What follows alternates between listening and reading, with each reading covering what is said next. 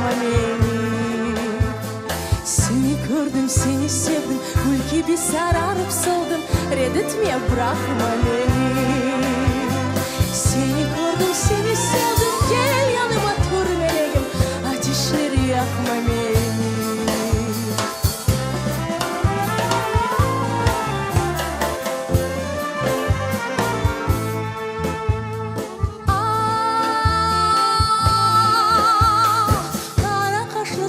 Saçlı yar, senden gayrı benim kimim var?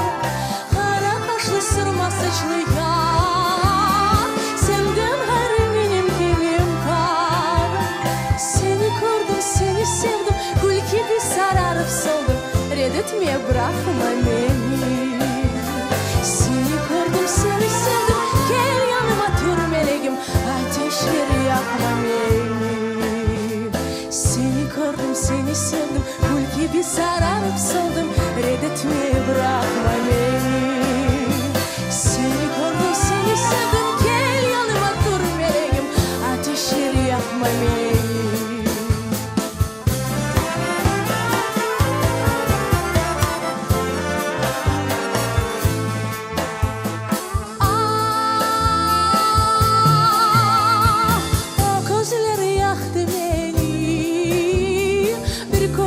Sevdim seni, o gözleri yaktı beni.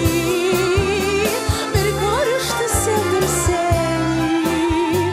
Seni gördüm, seni sevdim, gül gibi sararıp soldum. Reddetme, bırakma beni. Seni gördüm, seni sevdim, gel yanıma dur meleğim, ateşleri yakma beni. Seni gördüm, seni sevdim, gül gibi sararıp soldum. Reddetme, bırakma beni.